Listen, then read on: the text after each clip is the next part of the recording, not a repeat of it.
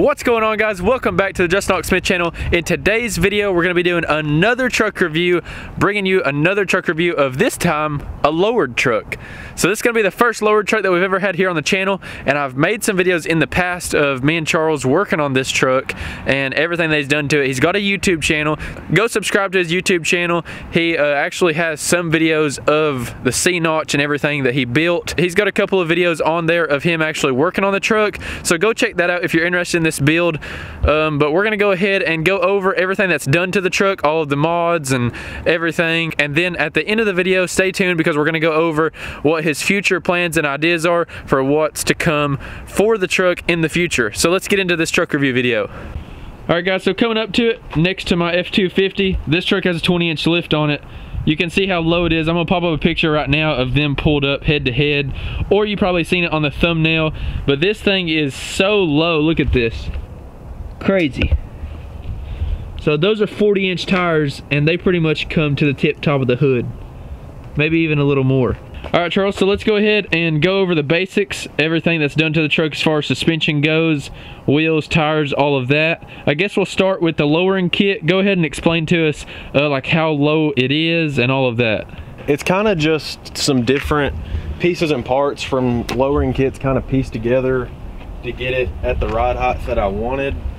I have the DJM flip kit in the rear, which lowers it 6 inches. It just puts the axle on top of the leaf springs with 2-inch lowering shackles, and then I heated up the leaf springs to drop it even more. So it's at like 9 3/4 to 10 inches lower in the rear from factory.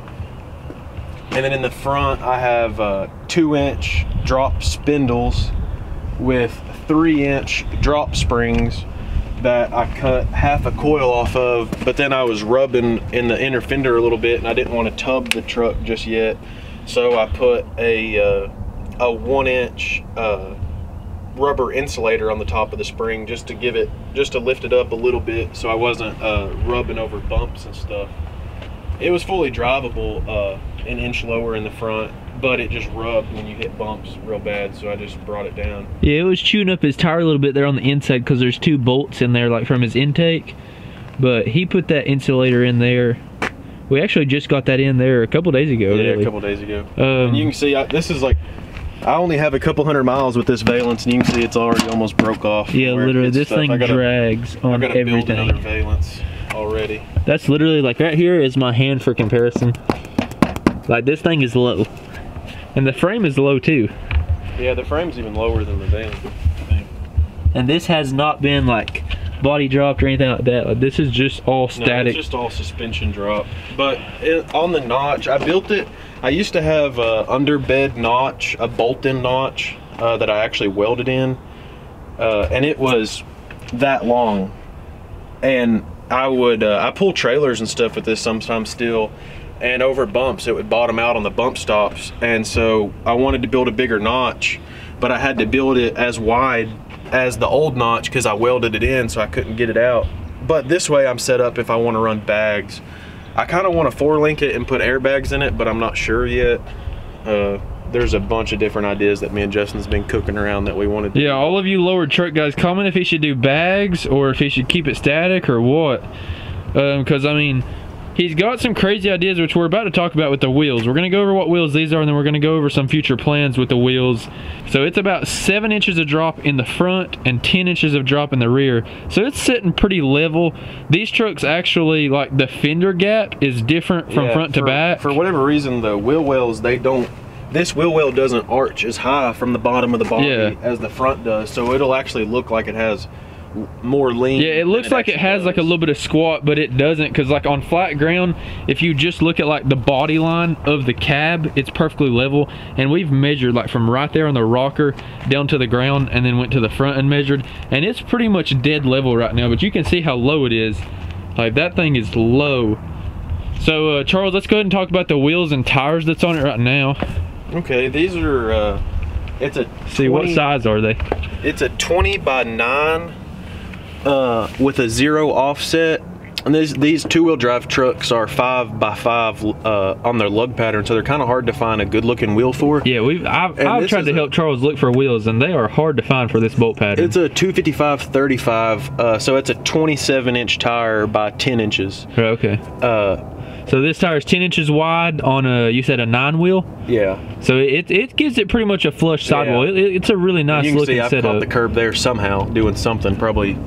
Oh, you was drifting or something. Yeah. Yeah, you was drifting or something for sure. Yeah, so it's a 10 wide wheel on a 9 wide wheel, but the way that this wheel's designed, it's still got a little lip right there, but for some reason you got a little bit of protection, but not really. It didn't even have that much protection, like even when I had those 35s on it. I mean, it it still kind of a lot of bulge. That lip's weird. Yeah, the lip is really wide from outside to outside. I'd say that measures like 10 or 11 inches. But what I plan on doing, it gives it a nice look though. Like, I mean, you can tell like that's a nice flush sidewall. Yeah, and actually where it's drop spindles, the front wheel sticks out just a little more, has a little more poke than the rear. So I could get away with running a spacer in the rear to get them equal, but you can't really tell because it's lowered. And I don't have any stance, so you can't really tell that they're not even. Stance. So whenever we say stance and we're talking about this truck, Charles got some crazy ideas for this truck in the future. But right now, just to go over that, 27x10 on a 20-inch wheel. And that low, I mean, a 20 looks big on a lowered truck. Yeah, like it looks proportional. Like, I mean, I've seen people run like 22s and 24s on these lowered trucks, but I mean, for that to just be a 20, I mean, come on, guys. These trucks came with like 17s back in the day, so I mean, that's a. No, they came with 15s. 15s, dang. 15s from factory. Yes, I mean, to go up to a 20, I mean, look at that. I mean, that's a good, size wheel. Let's give your subscribers a PSA. Don't buy one of the fender rolling wheels. Look how bad that is. I have to buy a new fender. That's pretty bad. I mean, and that's after I made a tool to flatten it back out, because I was trying to roll these so I could keep it low and still drive it. But oh god, as soon as I baconed it, I just started crying. Right.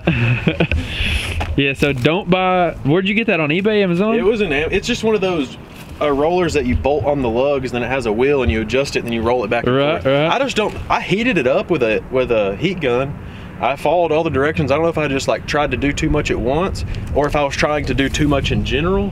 But it effed that fender all up. I've seen a lot of car guys roll their fenders, but I've seen some of them turn out bad too. Yeah. Maybe it's just from where this is such thin metal. I don't know. Because the cars, you know, they got kind of like the unibody in the back, so it's a little heavier duty metal, I feel like. I don't know. Than these thin fenders, but he's gonna get some new ones, but we're not sure if he needs some new ones yet, because that's what we're gonna talk about next. So whether these fenders get cut up some, and you're about to find out why they would get cut up, and he keeps them, or he puts some new ones on and keeps it on these wheels, but he has a crazy plan to do this truck lowered, pretty much 10 inches of drop on 20x12s with those tires. So he's gonna take that 10 wide tire and stretch it on a 20x12. So talk about that a little bit, Charles. What do you plan on doing that? Do you plan on leaving it at the exact ride height and just cutting what's necessary, or do you want to drop it more, or do you want to lift it a little bit? I want to leave it where it's at right now and drop it, because I got enough room, because that's my firewall. I mean, that's the fender, but pretty much right behind the fender is the firewall. Right. So I can cut all this out. So I can cut probably 1.5 inches to 2 inches out of this for steering. And keep in mind, before you get in the comments, he's wanting to buy new fenders anyway, guys. Well, so, I mean, like, him cutting these up isn't this one has a cut in it, because when I was cutting out this lip, I fell. I fell backwards with my angle grinder, and it cut the fender. And then so he's got a little slice in that one already. And then the bed, I mean, even before. So that's pretty much what he means. Like right here on the back side, that's pretty much how much room he's got. No, I mean, I can cut past that. Oh, okay, so he can go even further past that. Yeah, and so I can bring that down, which I'm going to take all this molding off anyway. Yeah. So that'll get brought down, and this will basically just, I'm going to re-arch this same exact shape that it is. Yeah. All the way down in here, and I may end up having to take this, which I want to get a new bumper anyway, because this is a bumper that has that trim on it. Yeah. But I popped tell them about that. Yeah, for all of you OBS guys. I popped it out, and then this is just 3M double-sided tape chrome trim at the auto parts store. Yeah, we got that at Advanced Auto Parts and slapped that on over those holes, so and it looks just like a smoothie bumper, but I mean, it didn't cost, but like, what was that stuff, like 17 bucks? Yeah, it was cheap.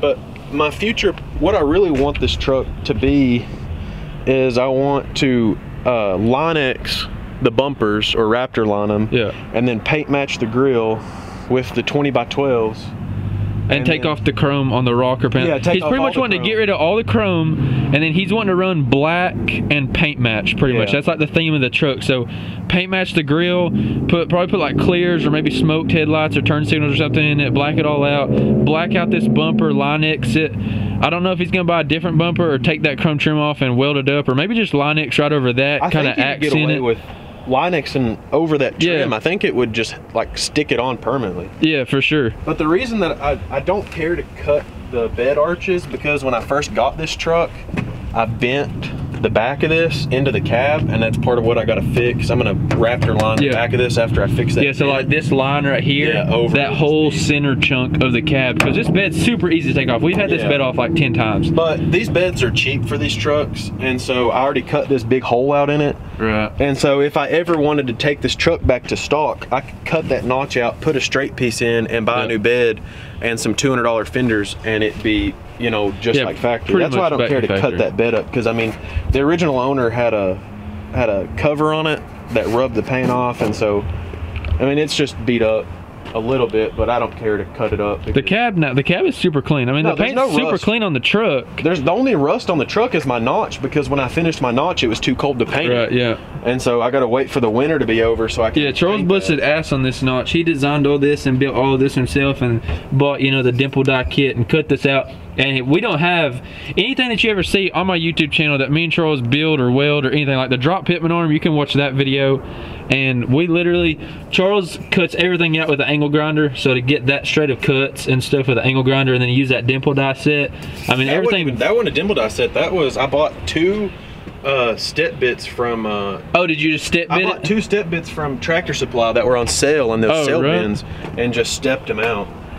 And so he just drilled those holes. See, I thought that was that dimple die set. See, on the DJM flip kit, this was the shock extension brackets that bolted to the bottom. Right. And so I just cut them up and used them for the top. Okay. Because when I dropped it this far, so is that a factory length shock? That's a factory length shock in the factory stroke, so it's easy to get shocks. All I got to do is go to the auto parts store and buy, you know, the $30 shocks. Yeah, so he doesn't have to run low ring shocks on this truck, even though he's 10 inches below stock ride height. And it gave me more ground clearance with the axle, because I would drag those. I would drag those all the time when they were that low. Yeah, so pretty much what he's saying is those brackets right there should be down there. That's how they're designed with that drop kit. On. See, I welded these tabs onto them. And put it here, and this is all the factory angles and everything. I measured all that before I put it on. Yeah. But that's sweet. So that's pretty cool, because that gives you more travel, probably better ride, easier to buy shocks, all kinds of stuff. And I got enough room in here right now that I could actually put a bump stop in if I wanted to. But I mean, there's no chance it's going to bottom out. Yeah, no, it's definitely not going to hit. They're pretty popular. People out west make pre-runners and stuff out of them. So there's a lot of companies that make those pre-runner over fenders, and you can get 3 and 6 inch wider fenders. So eventually the plan would be for this truck to be on 20 or 22 by 14s on those with those pre-runner fenders. So then the wheels are still inside the fenders, but the whole physical truck is just wider. That would be a wide truck. 14 wides that don't even stick out, that'd be a wide truck. Some 6 inch fenders on each side that make the body 6 inch wider. And they make them for the bed too, so it would all just be... Yeah, it would all be symmetrical. I mean, it'd be like the Raptors, you know, how the Raptors, you know, are bubbled out compared to the normal F-150s. Spacers are pretty hard to find for these trucks, because 5x5 is a Jeep lug pattern, but the Jeep center bore is smaller than these trucks, so it's actually kind of hard to make or find spacers. I may have to call Shifted and see if they'll make me some. Oh yeah, for sure. That's what I'm running. I got 3 inch Shifted industry spacers on my truck. But I don't know. I just like the low and wide. Like, I've not seen it done on these. The only time I've ever seen that done was on a 10th gen F-150, and it looked killer. So I want to do that. And I want to put, they make the new body style tow mirrors that fit this. So I want to put the 20x12s on it, the tow mirrors, possibly some cab clearance lights, since I have the chicken lights. Yeah. I just think it looks good. I've not seen it. He's wanting to do, he's going for something that's never been done before. And that's hard to do with these trucks, because there's so many of them out there. It's hard to, you know, have this truck and make it look unique. But he's going down the road, and, you know, everybody watching this video, So, some of you may doubt it, but just wait till it's done. You know, we'll be doing a video. Make sure you click that subscribe button down below, because we're going to be doing a video on this, and it's going to be one of a kind for sure. I'm hoping I can talk my boy Justin into painting his first full vehicle this summer when it went Ford ink black. Right, yeah, that'll like be my cool. boy Dalton's truck. Oh yeah, like your boy Dalton. Yeah, some G1. Yeah, we need some G1. Some G1 black. We need some G1 in this biddy. Hey, that would look good. I mean, I dig the red, guys. I don't know about you. I mean, I'm kind of biased because I like red. I like red too, but it's hard to match stuff with for sure. And I don't like the way that red looks paint matched. It's just too much. Yeah, it kind of looks like a fire truck or something. Like, I would love for this truck to just be all black on some chrome wide wheels. Yeah. And Charles also has in his head, he hasn't said anything about it, but he's got some spike lug nuts that are this this really cool gold powder coat color.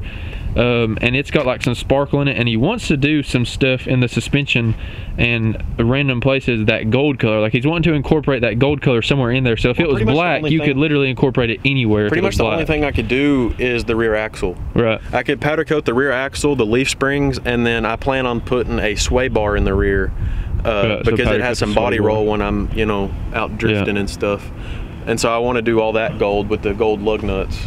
All right, guys, so if you all know of any black and milled wheels that would look really, really good, leave the brand and the model down in the comments down below. What wheels do you think would look good on this truck in a 20x12? And also, while you're commenting down there in the comment section, he's wanting to go black, but should he do black with like some flake, or should he do like a gray color, or like what color should he do? Or should I paint any ideas? Or should I paint it blue like my grandpa's truck? Yeah, blue like his grandpa's truck would be pretty cool, because that's a pretty sick blue. Paint color ideas, go ahead and drop those down below in the comments, because you never know. This man's always changes his mind, but right now we think that it's going black. I think personally what would be really, really cool, he wants to incorporate his grandpa into the truck somehow, because that's something special to him. I think that it would be really, really cool if somehow we had a custom black color mixed up that had like some blue flake in it. I think that would be kind of cool. So something like that, but make sure that you comment down below, guys. But that's going to be pretty much all for today's video. It's starting to get chilly and dark out here, which isn't good for making YouTube videos. But I really appreciate you all tuning in and watching this video. I hope that you all enjoyed it. Make sure that you go give Charles a follow on Instagram and subscribe to his YouTube channel. And with that being said, guys, always remember, everybody starts out as a nobody, and we will see you all in the next video. Peace.